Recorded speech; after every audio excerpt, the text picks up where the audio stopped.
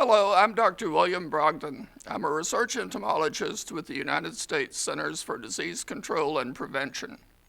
My colleagues and I have created an easy-to-use, rapid, and economic tool for detecting insecticide resistance among insect vectors that you can use in the laboratory and, more importantly, in the field. The CDC bottle bioassay can be performed on vector populations collected from the field or on those reared in an insectary from larval field collections. These can be adapted for use against any insect species. The information you learn by using this bioassay may provide initial evidence that an insecticide is losing its effectiveness. Once you have this baseline resistance information, you will be able to readily identify resistance mechanisms. You can use this same CDC bottle bioassay with added synergists, substances known to enhance the activity of the insecticide, and/or use biochemical or molecular methods in order to decide which insecticide will provide optimal vector control. This assay may also be used to compare results with the World Health Organization's paper-based bioassay. We recommend you plan for resistance surveillance before choosing any insecticide, and that you include routine surveillance with this bioassay at least once a year. When your efforts are seasonal, we recommend using it at the beginning and end of each season. Some countries have found it useful to centralize their preparation of bottles and surveillance. A central reference laboratory can provide support for quality assurance, training, procurement, species identification, enzymatic assays, and molecular research. If you would like to order CDC bottle bioassay kits, we've included information at the end of this video. We hope this video, as well as our guide, provides you with practical guidelines for performing this bottle assay and interpreting the results. Thank you.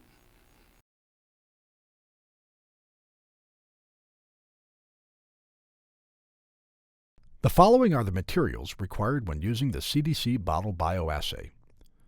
250 milliliter Wheaton bottles with screw lids. Graduated disposable plastic pipettes that can measure 1 milliliter or micropipetters and tips. Aspirator apparatus for collecting mosquitoes. Container for transferring or holding mosquitoes. Bottles for stock solutions. Timer capable of counting seconds. Permanent markers for labeling bottles, cap, and pipettes. Masking tape for labeling bottles, caps, and pipettes. Disposable gloves. Sheets, pens, and pencils for data recording. Insecticide to be tested. Acetone or technical grade absolute ethanol. Mosquitoes for testing.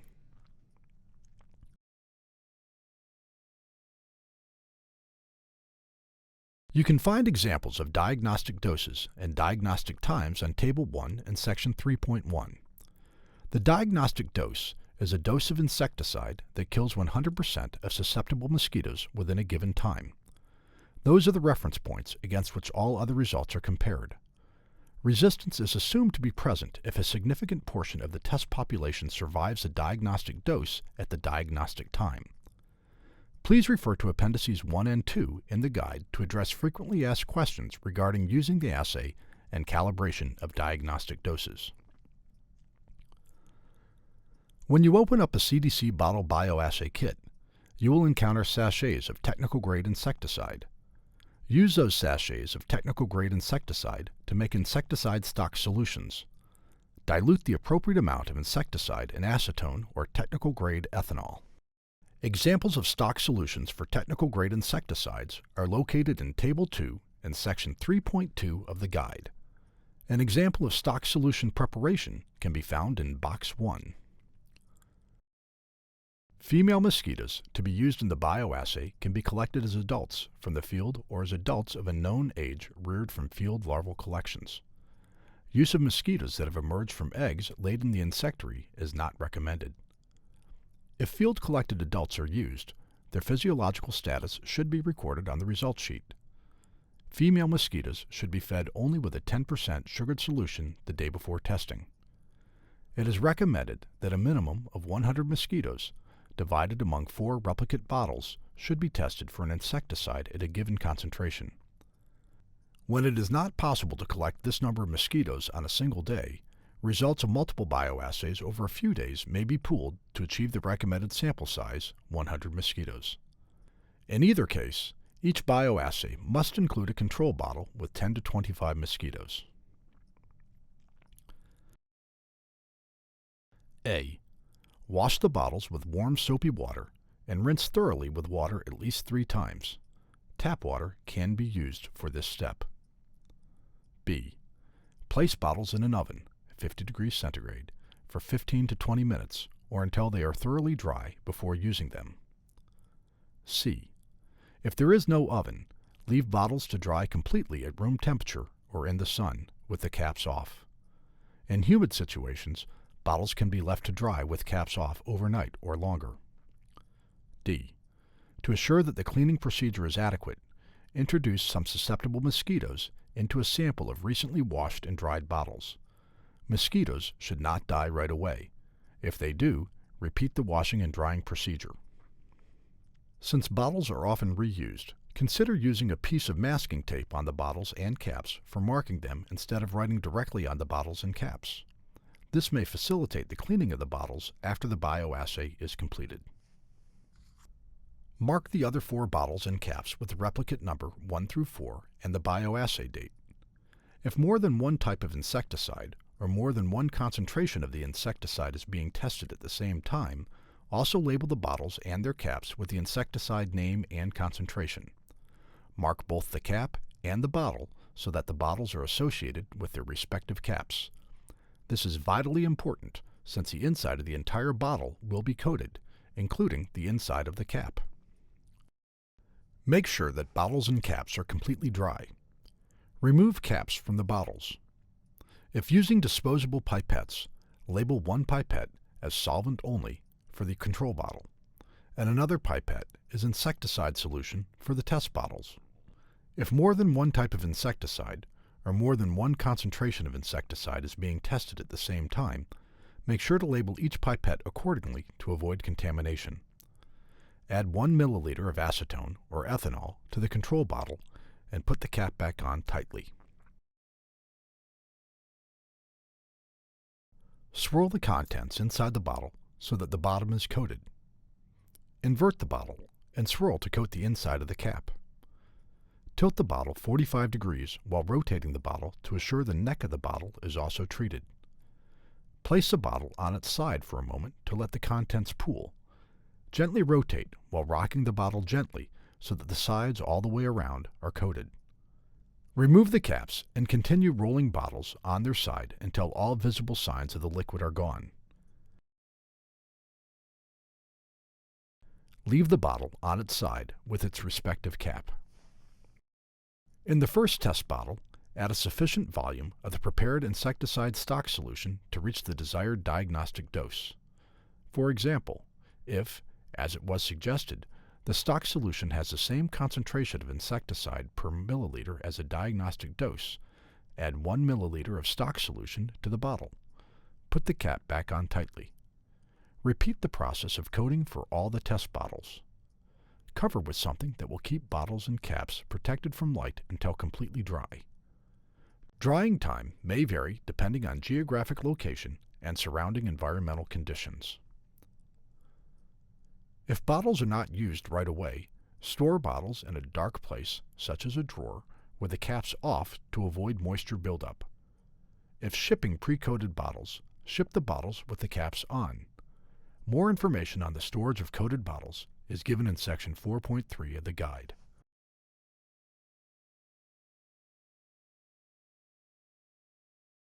When conducting these assays, be sure to use a filter on mouth aspirators to avoid inhaling mosquitoes or insect fragments. Blow gently to expel the mosquitoes into the bottles. If you blow too hard, the mosquitoes can be damaged by hitting the sides of the bottle and killed before the insecticide has a chance to do so. In addition, be careful not to touch the inside of the bottle with the aspirator, as this may contaminate the aspirator. A. Using an aspirator, introduce 10 to 25 mosquitoes into the control bottle. It is not necessary to count the mosquitoes. The exact number does not matter. B. Introduce 10 to 25 mosquitoes into each test bottle. Again, the exact number does not matter. C. When the last bottle is filled with mosquitoes, start the timer. Be sure to examine the bottles at time 0 and count the number of dead and/or live mosquitoes. Record your observations on a data recording form. An example of a data recording form is located in Appendix 3 in the guide. D. Record how many mosquitoes are dead or alive, whichever is easier to count, every 15 minutes until all are dead or up to 2 hours. E. Record these data on the data form. F. Mosquitoes flying at the end of the bioassay in the control bottle may need to be killed to get an accurate count. For the purposes of these assays, dead mosquitoes are mosquitoes that cannot stand. It helps to gently rotate the bottle while taking the count. Immobile mosquitoes that slide along the curvature of the bottle can be easily categorized as dead. It is easier to count the number of dead mosquitoes in the first readings of the bioassay, and it is easier to count the number of live mosquitoes when few remain alive. In the end, the percentage of dead mosquitoes at the diagnostic time, dead mosquitoes divided by total of mosquitoes in the assay, is the most important value in the graph. For more information on handling coated bottles, identification of mechanisms of resistance, validity of data, and interpretation of results, refer to sections 4.3 to 4.6 in the guide. For the purposes of these assays, follow WHO recommendations for assessing the significance of detected resistance. These recommendations are listed in box 5. Mosquitoes alive at the diagnostic time may represent mosquitoes resistant to the insecticide being tested. These mosquitoes may be transferred to a sleeved carton for further analysis. The following is a time-lapse video of susceptible Anopheles gambia mosquitoes subjected to a DDT-treated bottle using the diagnostic dose and a control bottle. Notice the effect of the insecticide when the mosquitoes are initially introduced to the treated bottle and at the diagnostic time compared to the control bottle.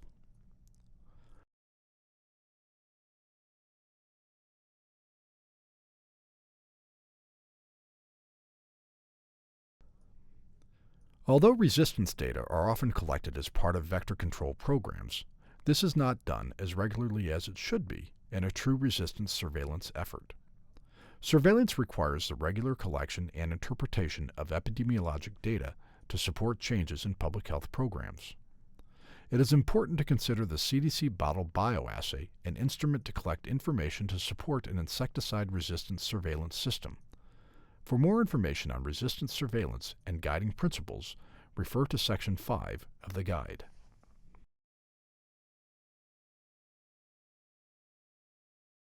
The CDC bottle bioassay, using bottles that were coated with a single insecticide, provides information on insecticide resistance to that particular insecticide in adult arthropods. These data may provide early evidence that an insecticide is losing its effectiveness. Once resistance is detected, or at least suspected, one must decide what to do next and which other compounds are likely to still be effective and not compromised by cross-resistance. This requires knowledge of the resistance mechanism in place, information usually acquired using either biochemical assays or molecular methods. A rapid and inexpensive alternative to assess resistance mechanisms is to use a CDC bottle bioassay with synergists. Synergists are enzyme inhibitors of insecticide detoxification enzymes. Synergists are available for the metabolic detoxification enzymes, esterases, oxidases, and glutathione S-transferases. Synergists act by abolishing the apparent resistance observed in the CDC bottle bioassay if a detoxification enzyme plays a role in that particular resistance mechanism. Data for resistant and susceptible populations are shown in Figure 10A. Once a synergist is used on the resistant population, one of three things might happen. Observe Figure 10B. A. Resistance to the insecticide is abolished. Time mortality line A, which suggests that the mechanism related to that synergist is playing a role in the insecticide resistance observed. B. Resistance to the insecticide is partially abolished. Time mortality line B. This suggests that the mechanism related to that synergist is involved in the resistance, but is not the only mechanism involved in this particular case. C. Resistance to the insecticide is unaffected. Time mortality line C. This indicates that the mechanism related to that synergist is not involved in the resistance.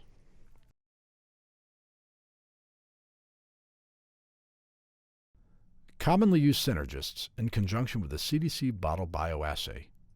PBO, which inhibits oxidase activity. DEF, which inhibits esterase activity.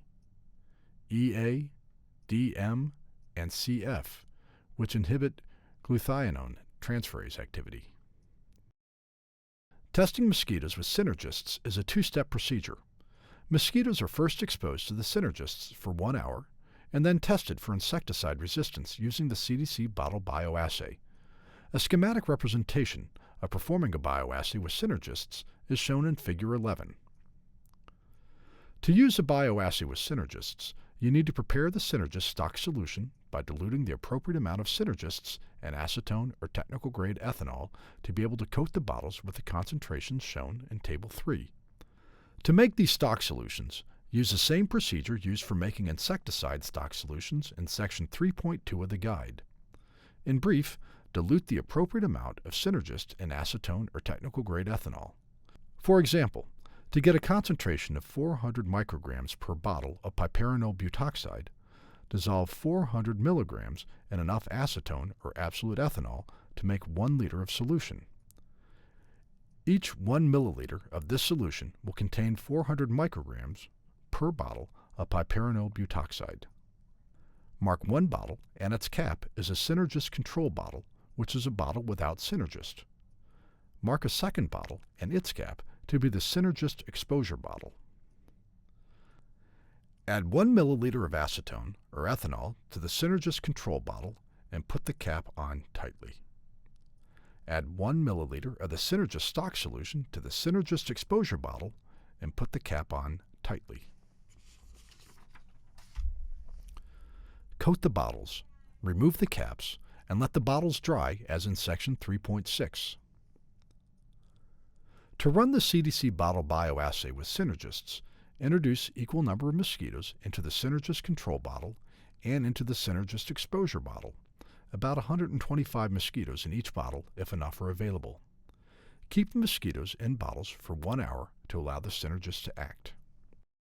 After 1 hour exposure is completed, transfer the mosquitoes to 2 holding cartons, one for the synergist control mosquitoes and another for the synergist exposed mosquitoes. This makes it easier to transfer mosquitoes into the insecticide-treated bottles. Transferring mosquitoes to holding cartons can be done several ways, depending upon the design of the holding carton.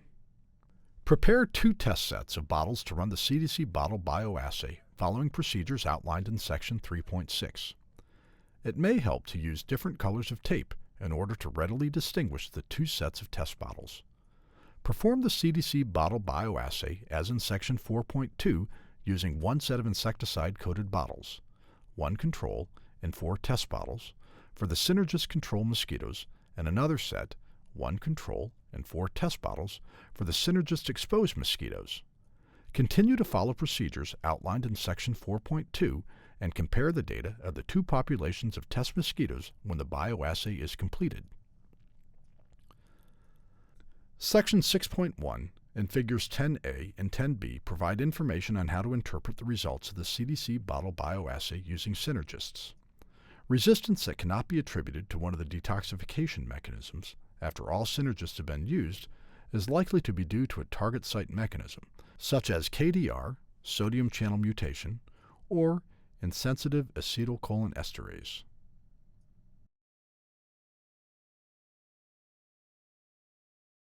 Hello, I'm Bob Wirtz, Chief of the CDC Entomology Branch.